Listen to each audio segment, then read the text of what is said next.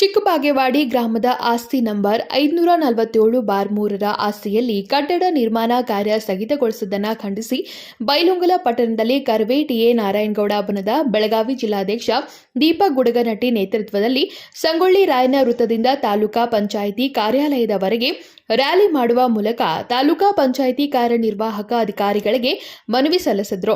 ಬೈಲಹೊಂಗಲ ತಾಲೂಕಿನ ಚಿಕ್ಕಬಾಗೇವಾಡಿ ಗ್ರಾಮದಲ್ಲಿ ಗ್ರಾಮ ಪಂಚಾಯಿತಿ ಆಸ್ತಿಯಲ್ಲಿರುವ ಆಸ್ತಿ ನಂಬರ್ 547/3 ಈಗಿನ ಈ ಸ್ವತ್ತಿನ ಸಂಖ್ಯೆ 150400204800420462ರಲ್ಲಿ ಗ್ರಾಮ ಪಂಚಾಯಿತಿ ನಕಾಶೆಯ ಪ್ರಕಾರ ಶ್ರೀ ಗ್ರಾಮದೇವಿ ಪ್ರಾಥಮಿಕ ಕೃಷಿ ಪತ್ತಿನ ಸಹಕಾರಿ ಸಂಘ ನಿಯಮಿತ ಚಿಕ್ಕಬಾಗೇವಾಡಿ ಈ ಹೆಸರಿಗೆ ಟರಾವು ಆಗಿ ಪಂಚಾಯಿತಿ ಅಧಿಕಾರಿಗಳಿಂದ ಅನುಮೋದನೆ ಪಡೆದು ಈ ಸ್ವತ್ತು ಉತ್ತಾರಾಗಿ ಮತ್ತು ನಿಯಮಾವಳಿಗಳ ಪ್ರಕಾರ ಶ್ರೀ ಗ್ರಾಮದೇವಿ ಪ್ರಾಥಮಿಕ ಕೃಷಿ ಪತ್ತಿನ ಸಹಕಾರಿ ಸಂಘದ ಕಟ್ಟಡ ಕಾಮಗಾರಿ ಪೂರ್ಣಗೊಳ್ಳುವ ಹಂತದಲ್ಲಿದ್ದು ಅದಕ್ಕೆ ನೀರು ಉಣಿಸುವ ಕಾರ್ಯ ಹಂತದಲ್ಲಿರುವಾಗ ತಾವುಗಳು ಕಟ್ಟಡಕ್ಕೆ ನೀರು ಉಣಿಸಬಾರದು ಮತ್ತು ಕಾಮಗಾರಿಯನ್ನು ಸ್ಥಗಿತಗೊಳಿಸಲು ತಡೆಯಾಜ್ಞೆ ನೋಟಿಸ್ ನೀಡಿರುವುದು ಹಾಸ್ಯಾಸ್ಪದವಾಗಿದ್ದು, ಆಸ್ತಿ ನಂಬರ್ 547/3ರಲ್ಲಿ ಇಲ್ಲಿ ಯಾವುದಾದರೂ ಮದ್ಯ ಅಂಗಡಿ, ಮಟ್ಕಾ ಅಡ್ಡೆ, ಅನೈತಿಕ ಚಟುವಟಿಕೆಗಳ ಕೇಂದ್ರ ಏನಾದರೂ ಕಟ್ಟಿದೆಯೇ ಎಂದು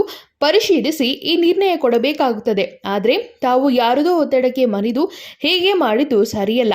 ಕಾರಣ ಇಲ್ಲಿ ನಿರ್ಮಿಸುವ ಕಟ್ಟಡ ರೈತರಿಗೆ ಸಹಾಯವಾಗಿದ್ದು ಮತ್ತು ರೈತರಿಗೆ ಶಕ್ತಿ ತುಂಬುವ ಮೂಲಕ ರೈತರ ಜೀವನಾಡಿ ಸಹಕಾರಿ ಕೃಷಿ ಪತ್ತಿನ ಸಹಕಾರಿ ಬ್ಯಾಂಕ್ ಸರ್ಕಾರಿ ಸ್ವಾಮ್ಯದ ಒಂದು ಅಂಗ ಸಂಸ್ಥೆಯಾಗಿದ್ದು, ಇಂತಹ ಸಂಸ್ಥೆಯ ಕಟ್ಟಡ ಕಾಮಗಾರಿಯನ್ನ ನಿಲ್ಲಿಸುವಂತೆ ಆದೇಶ ಮಾಡಿದ್ದು, ಹಾಗೆಯೇ ಚಿಕ್ಕಬಾಗೇವಾಡಿ ಗ್ರಾಮದ ಶ್ರೀ ಗ್ರಾಮದೇವತೆಯ ಸ್ಥಳದ ಉತ್ತಾರ್ ಕೂಡ ನೀಡದೇ ಇರುವುದು, ಕಟ್ಟಡ ಕಾಮಗಾರಿ ಮಾಡಲು ಅಡಚಣೆ ಮಾಡುತ್ತಿರುವುದು ಖಂಡನೀಯ. ರೈತ ಹೋರಾಟಗಾರ, ರೈತ ಚಿಂತಕ ದಿವಂಗತ ಬಾಬಾಗೌಡ ಪಾಟೀಲರವರಿಗೆ ಅವಮಾನಿಸಿದಂತೆ. ಆದ್ದರಿಂದ ಕೂಡಲೇ ನೀವು ಮಾಡಿರುವ ಆದೇಶವನ್ನು ಹಿಂಪಡೆಯಬೇಕು ಆಗ್ರಹಿಸುವ ಮೂಲಕ ಮನವಿ ಸಲ್ಲಿಸಿದರು. ಮತ್ತೊಂದು ಅನೈತಿಕ ಚಟುವಟಿಕೆ ನಡೆಸತಕ್ಕಂಥ ಒಂದು ಇದನ್ನು ಮಾಡಲಿಲ್ಲ. ಚಿಕ್ಕಬಾಗೇವಾಡಿ ಬಾಬಾಗೌಡರ ಹೋರಾಟದ ಧ್ವನಿ ಅದು ಗ್ರಾಮ. ಅಲ್ಲಿ ರೈತರಿಗೆ ಒಂದು ಒಳ್ಳೆಯದಾಗಲಿ ಅಂತಕ್ಕಂಥ ಮನಸ್ಥಿತಿಯನ್ನು ಇಟ್ಕೊಂಡು ಕೇಂದ್ರದ ಮಂತ್ರಿ ಆದಂಥ ಒಬ್ಬರ ಧೀಮಂತ ನಾಯಕ ಅವ್ರ ಕನಸು ಅಲ್ಲಿ ಸಹಕಾರಿ ಪತ್ತಿನ ಸಹಕಾರಿ ಬ್ಯಾಂಕ್ ಕಟ್ಟಬೇಕಂತಕ್ಕಂಥ ಉದ್ದೇಶ ಇತ್ತು. ಇವತ್ತು ಒಂದು ಬಿಲ್ಡಿಂಗ್ ಆಗಬೇಕಾದ್ರೆ ಇವತ್ತಂತೂ ತಲೆ ಎತ್ತಿ ನಿಲ್ಲೋದಿಲ್ಲ. ಸುಮಾರು ದಿನಗಳು ಬೇಕಾಗ್ತದೆ. ಸುಮಾರು ದಿನಗಳು ಅಂತಂದ್ರೆ 1 ವರ್ಷ 2 ವರ್ಷ ಬೇಕಾಗ್ತದೆ. 2 ವರ್ಷವರೆಗೂ ನೀವು ನಿಮ್ಮ ನ್ಯಾಯಾಲಯದ ತಡೆಯಾಜ್ಞೆಯನ್ನು ನೀಡದೆ ಸ್ಲ್ಯಾಬ್ ಬಿದ್ದನ್ನ ನೀರಾದರೂ ಉಣ್ಬೇಕದು, ನೀರಾದರೂ ಹೊಡಿಬೇಕು. ಏನೋ ಮಾಡಿದ್ದಾರೆ, ಯಾರ್ದೋ ಹಣ 16 ಲಕ್ಷ ಗಂಟಲೆ ಖರ್ಚು ಮಾಡಿದ್ದಾರೆ. ಅದು ಸಹಕಾರಿ ಸಂಘದ ಹಣ. ಈಗ ಸ್ಲ್ಯಾಬ್ ಹಾಕಿದ್ದೀವಿ, ನೀರು ಹೊಡಿಬೇಡ್ರಿ ಅದು ಇದು ಅಂತೇಳಿ ಅಲ್ಲಿ ಪೊಲೀಸರನ್ನು ಕಳಿಸಿ ನಿಮ್ಮ ತಡೆಯಾಜ್ಞೆಯನ್ನು ನೀವು ಅಲ್ಲಿ ಕಳಿಸಿರ್ತಕ್ಕಂಥದ್ದು ಎಷ್ಟು ಸರಿ? ನೀವು ನೆಲ ಅಡ್ಡವಾಗಿ ಕೇಳಬೇಕಾಗಿತ್ತು, ಬೀಮ್ ನಿಲ್ಲುವಾಗೆ ಕೇಳಬೇಕಾಗಿತ್ತು, ಗೋಡೆ ಕಟ್ಟುವಾಗ ಕೇಳಬೇಕಾಗಿತ್ತು, ಸ್ಲ್ಯಾಬ್ ಕಟ್ಟುವಾಗ ಕೇಳಬೇಕಾಗಿತ್ತು. ಅಲ್ಲಿವರೆಗೆ ತಾವು ಯಾಕೆ ಸಹನೆಯಿಂದ ಕುಂತ್ರಿ? ಪ್ರಶ್ನೆಗಳು ಹೌದು, ಕಾನೂನು ಪ್ರಕಾರ ಬರ್ಬೋದು, ಹಿಂಗೆಲ್ಲ.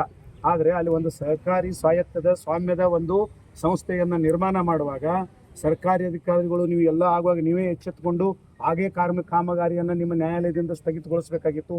ಈಗ ಸ್ಲ್ಯಾಬ್ ಬಿದ್ದು ಮಾರನೇ ದಿನ ಅದಕ್ಕೆ ನೀರು ಹೊಡಿಬೇಡ್ರಿ, ಮಾಡಬೇಡ್ರಿ, ಅದಕ್ಕೆ ನೀರು ಕಟ್ಟಬೇಡ್ರಿ, ಅದು ಬಿದ್ದು ಹೋಗಲಿ ಅಂತಕ್ಕಂಥ ಮನೋಭಾವನೆಯನ್ನು ಇಟ್ಕೊಂಡು ತಾವೊಬ್ಬರು ಕಾರ್ಯನಿರ್ವಾಹಕ ಅಧಿಕಾರಿಗಳು ಒಂದು ತಡೆಯಾಜ್ಞೆಯನ್ನು ನೀಡಿರ್ತಕ್ಕಂಥದ್ದು ಎಷ್ಟರ ಮಟ್ಟಿಗೆ ಸರಿ ಅಂತೇಳಿ ನಮ್ಮ ಒಂದು ಹೋರಾಟಗಾರರ ಚಿಂತನೆ ಇದು. ಬಂದಾಗ ಒಂದು ಮಾತು ಹೇಳ್ತೀನಿ, ಆ ಹೋರಾಟಕ್ಕೆ ಹಿಂದಿನ ಸಲ ಯಾರೋ ಬಂದಿರು, ಹೋರಾಟ ಮಾಡಬಾರ್ದಂತಿಲ್ಲ. ಕೆಟ್ಟಾಗುವಾಗ ಗ್ರಾಮದಲ್ಲಿ ಆಗಲಿ ಬೇರೆ ಕಡೆ ಆಗಲಿ ಹೋರಾಟ ಮಾಡೋದು ಅದು ಧರ್ಮ.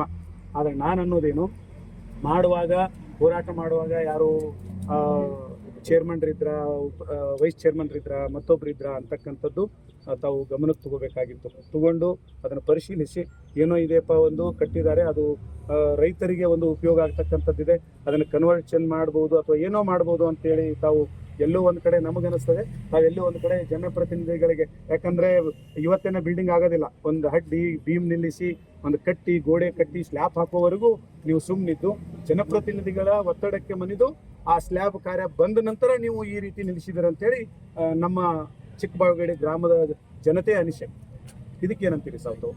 ಈಗ ತಾವು ಹೇಳಿದ್ರೆ ಏನಂದ್ರೆ ಸ್ಲ್ಯಾಬ್ ಹಾಕಿದ ತಕ್ಷಣ ನೀವು ತಡೆಯಾಜ್ಞೆ ಕೊಟ್ರಿ ಅಂತ ತಾವು ಹೇಳಿದ್ರಿ. ಸೊ ಇದಕ್ಕೆ ಮುಂಚಿತವಾಗಿ ಬಿಲ್ಡಿಂಗ್ ಏನು ಸ್ಟಾರ್ಟ್ ಆಯ್ತು ಅವಾಗ ಫೌಂಡೇಶನ್ಗೆ ಕಾಲಮ್ ಹಾಕಿದ್ರು. ಆ ಫೌಂಡೇಶನ್ ಕಾಲಮ್ ಹಾಕಿದ ತಕ್ಷಣ ಅದೇನು ಇರ್ತಕ್ಕಂಥ ಮಣ್ಣು ಲೆವೆಲ್ ಮಾಡ್ತಾಯಿದ್ರು. ಆವಾಗ ನಾನು ಖುದ್ದಾಗಿ ಬಂದು ಹೇಳಿದೆ, ಇದು ಏನು ನಮ್ಮ ರೂಲ್ ಪ್ರಕಾರ ಆಗಿಲ್ಲ. ಈಗ ತಾತ್ಕಾಲಿಕವಾಗಿ ಸ್ಥಗಿತಿಡ್ರಿ, ಅದನ್ನ ಏನು ಮಾಡಲಿಕ್ಕೆ ಸಾಧ್ಯತೆ ಇದೆ ನಾವು ಯೋಚನೆ ಮಾಡ್ತೀವಿ. ಆ ನಂತರ ನೀವು ಬೇಕಾದ್ರೆ ಬಿಲ್ಡಿಂಗ್ ಸ್ಟಾರ್ಟ್ ಮಾಡೋಂಥ ಮಾತನ್ನು ನಾವು ಅಲ್ಲಿ ಸ್ಪಷ್ಟವಾಗಿ ಬಂತು. ಅದಾದಿಂದಲೂ ಕೂಡ ಆಯಿತು, ನಾವು ಈಗ ನೀವು ಹೇಳಿದಂಗೆ ಸ್ಟಾಪ್ ಬಿಡ್ತು ಅಂತಕ್ಕಂಥ ಮಾತು ಅಲ್ಲಿ ಬಂದಿತ್ತು. ಅದಾದಿಂದ ನೆಕ್ಸ್ಟ್ 2 ದಿವಸ 3 ದಿವಸ ಬಿಟ್ಟ ತಕ್ಷಣ ಮತ್ತೆ ಸ್ಟಾಪ್ ಆಗಿತ್ತು, ಮತ್ತೆ ಕಂಟಿನ್ಯೂಸ್ ಆಯಿತು. ಮತ್ತೆ ನಾವು ಮಾಡಿದ್ವಿ, ಸಿ ಪಿ ಐ ಅವರು ನಾವು ಕೂಡ ಖುದ್ದಾಗಿ ಬಂದಿದ್ವಿ. ಅವತ್ತು ಕೂಡ ಸಿ ಪಿ ಐ ಅವರು ನಾವು ಕೂಡ ಹೇಳಿದ್ದೀವಿ, ಇಲ್ಲ ಮತ್ತು ಇನ್ನೂ ಇದು ರೂಲ್ ಪ್ರಕಾರ ಇಲ್ಲ, ಸ್ವಲ್ಪ ವೇಟ್ ಮಾಡಿರಿ, ಇದು ಏನು ಆಗ್ಬೋದು, ಲೀಗಲಿ ಮಾಡ್ಕೊಳ್ಳೋ ಸಾಧ್ಯತೆ ಇಲ್ಲ ಅಂತ ಕನ್ಫರ್ಮ್ ಮಾಡ್ತೀನಿ ನಿಮಗೆ, ಅಲ್ಲಿ ತನಕ ಸ್ಟಾಪ್ ಮಾಡಿ ಅಂತಕ್ಕಂಥ ಮಾತನ್ನು ಹೇಳ್ತೀವಿ. ಅಲ್ಲೂ ಕೂಡ ಅವಾಗೂ ಕೂಡ ಬಂದಿದ್ವಿ. ಅದಾದಿಂದ ಕೂಡ ಅದು ಬಿಲ್ಡಿಂಗ್ ಸ್ಟಾಪ್ ಆಗಲಿ. ರೂಲ್ ಅಂದ್ರೆ ಚಿಕ್ಕಬಾಗಡಿ ಸೀಮಿತವಾಗಿ ಅಷ್ಟೇ ರೂಲ್ ಇದನ್ನ ತಾಲೂಕು ಪಂಚಾಯತ್ ಅಷ್ಟೇ ರೂಲ್ ಆಗಿದೆನ. ನೀವು ಯಾಕೆ ಚಿಕ್ಕಬಾಗಡಿಯನ್ನ ಟಾರ್ಗೆಟ್ ಯಾಕೆ ಚಿಕ್ಕಬಾಗಡಿ ರೈತರನ್ನ ಟಾರ್ಗೆಟ್ ಮಾಡತ್ತೀರಿ ನೀವು? ಯಾರನ್ನೂ ಮಾಡಿಲ್ಲ ನೀವು ಟಾರ್ಗೆಟ್ ಮಾಡ್ತಾ ಇದ್ದೀರಿ ಸರ್. ಯಾಕೆ ಇಲ್ಲಿ ನೀವು ಬೈಲೊಂಗಲ್ ತಾಲೂಕು ಪಂಚಾಯತಿ ಅಂದ್ರೆ ಬೈಲೊಂಗಲ್ ತಾಲೂಕು ಬರೋ ಎಲ್ಲ ಬರುತ್ತೆ ಸರ್. ಈಗ ಒಂದು ತಮ್ಮ ಗಮನಕ್ಕೆ ಇರಲಿ, ನಾವು ಸಾರ್ವಜನಿಕವಾಗಿ ಕೆಲಸ ಮಾಡಕ್ಕೆ ಬಂದಿರ್ತೇವೆ. ಈ ಸಂದರ್ಭದಲ್ಲಿ ವಿಠಲ್ ಕಡ್ಕೋಳ್, ಸಚಿನ್ ಕೋಟೂರ್, ಸುಧೀರ್ ಪಾಟೀಲ್ ಸೇರಿ ಅನೇಕ ರೈತರು ಉಪಸ್ಥಿತರಿದ್ದರು. Rajashekar Hiremath, KMM Kannada news, Bailhongal.